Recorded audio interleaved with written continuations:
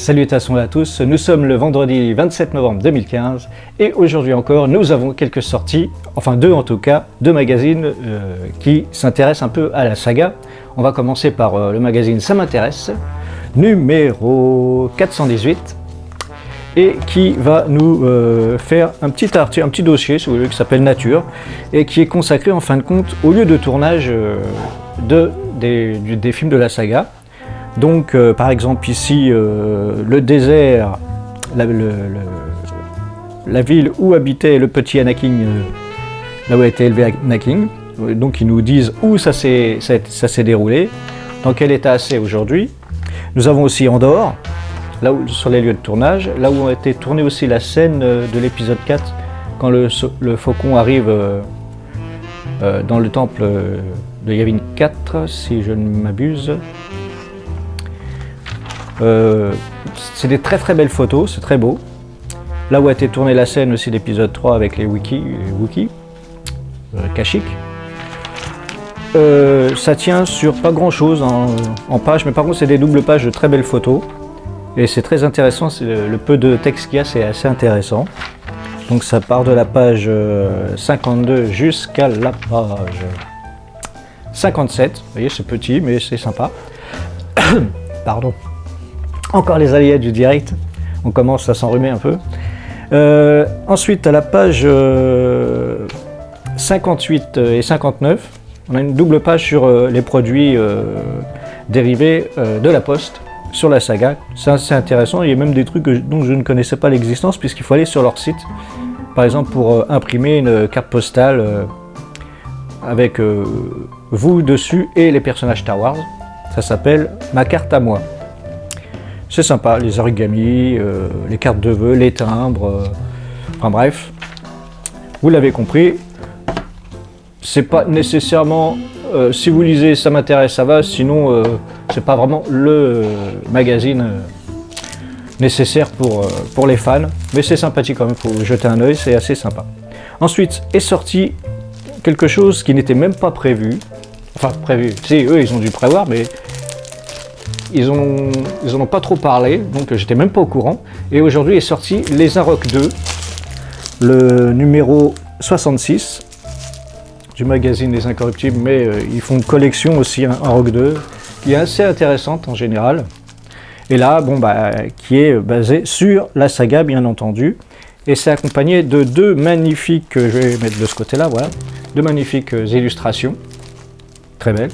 Alors, j'en ai reçu énormément et j'ai tout vendu tout de suite. Heureusement, je me sers le premier, sinon j'en ai plus alors qu'il est. Et j'ai été assez étonné parce que pour un prix de 8,90 €, il n'y a pas grand chose, vous voyez, en page. C'est pas épais. Mais cela dit, tout n'est pas perdu. Le magazine est quand même très intéressant. Il fait 98 pages. Et c'est assez sympathique dans la mesure où ça ne parle bien entendu pas nécessairement de l'épisode 7 puisqu'on ne sait toujours pas grand chose, et heureusement d'ailleurs, sur ce film, mais c'est très bien organisé, c'est très bien écrit. Malheureusement pour ce prix là c'est pas épais, hein, vous vous souvenez que je vous ai présenté des 2-3 hors-série qui étaient assez épais et pour le même prix, et qui étaient aussi très bien écrits d'ailleurs, les textes étaient très intéressants, mais là je trouve que pour le prix, hein, c'est exagéré, mais ça n'empêche pas que c'est un très bon magazine. Par exemple, ça commence avec quelques pages, il y a marqué en titre premier pas de géant, donc George Lucas, évidemment. Les machines, les images, c'est basé bien entendu sur THX 1138, mais malgré les titres, les textes sont vraiment très intéressants, ils font des parallèles vraiment qui valent le coup d'être vus. C'est un magazine qui vaut 8,90 €, qui n'est pas épais, mais qui pèse quand même son poids au niveau texte, c'est très intéressant. Fantôme de cinéma. Alors, l'œuvre de Lucas ne vient pas de nulle part. Pardon. Ah, excusez-moi, je reprends, mais parce que j'en pouvais plus. Donc, l'œuvre de Lucas ne vient pas de nulle part, le cinéaste est l'héritier du cinéma classique auquel la technologie a donné un nouveau souffle. Il y a pas mal de pages comme ça. Il y a aussi des petits encarts qui s'appellent l'anecdote, tu comprendras, et qui est pas mal aussi. Il y a des anecdotes dont je ne connaissais pas l'existence et qui sont sympas à lire. Généalogie littéraire, donc les livres qui ont influencé Lucas. BD à l'œil. Lecteur assidu de BD, fasciné de Flash Gordon, George Lucas a été marqué par l'esthétique pulp et comics. Très intéressant, bon, un double page sur l'ordre des films et des histoires. Futurisme rétro, très intéressant comme article, qui est sur pas mal de pages, accompagné toujours de petites photos qui prennent un tiers, en fin de compte, presque la moitié d'ailleurs d'une page. Le maître du jeu, en 1977, la sortie du premier Star Wars fut un événement. Contre toute attente, le film attira des millions de spectateurs et permit à George Lucas de s'imposer face au studio. J'ai jamais lu aussi vite. La belle équipe, donc on a quelques lignes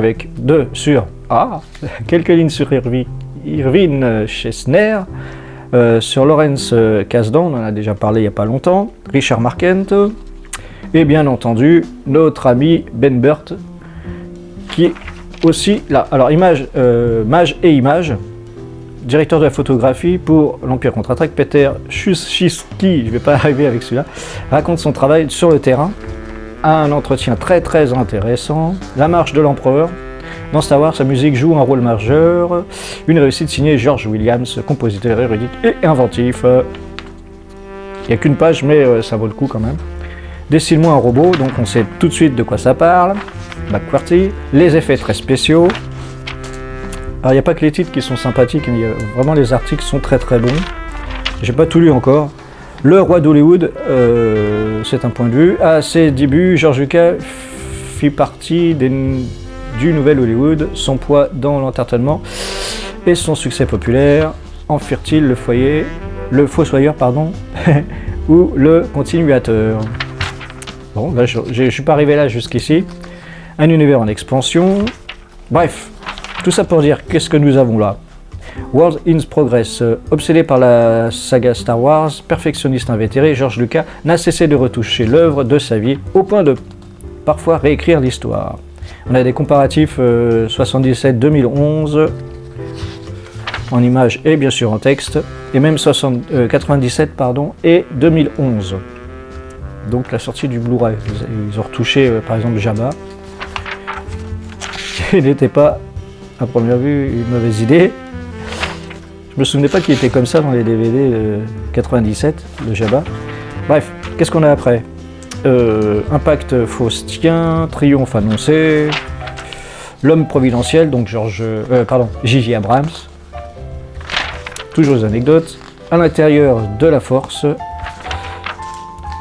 du mythe. Bref, un magazine plein à craquer de bons textes. Les peluches de l'espace, sciences occultes, l'impact, l'histoire continue, le grand jeu, donc les jeux vidéo.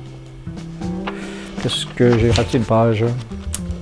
Star Wars INC, donc les produits dérivés. Qu'est-ce qu'on a d'autre? Retour des fans, donc là c'est fans mais professionnels, parce que là on voit une grande photo de la folle histoire de l'espace de Mel Brooks. Film sympathique, il y a même deux trucs dont je ne connaissais même pas l'existence. Encore des films qui sont sortis et à mon avis, vu les images, on a bien fait de passer à côté. You Were Personal Jedi. Certains spectateurs très impressionnés par Star Wars ont fait des préceptes des Jedi une religion, le Jedisme. D'accord. Ok, Star Wars revisité, donc là ce sont des artistes, photographes entre autres, et designers qui ont refait des images. Voilà. Donc c'est un magazine de 98 pages. Les Inrocks 2, numéro 66. Si vous êtes collectionneur, évidemment, il faut prendre ce magazine, qui est quand même intéressant visuellement, et c'est accompagné de petites images comme celle-ci. L'épisode 7 et l'épisode 3. Pourquoi 3? Pourquoi 7? Suspense. Et pourquoi pas les 6 ou les 7? Bref, voilà. C'était donc Darak, toujours sur la brèche écrite pour vous servir. Et je vous dis à très bientôt, que la Fanforce soit avec vous. Salut!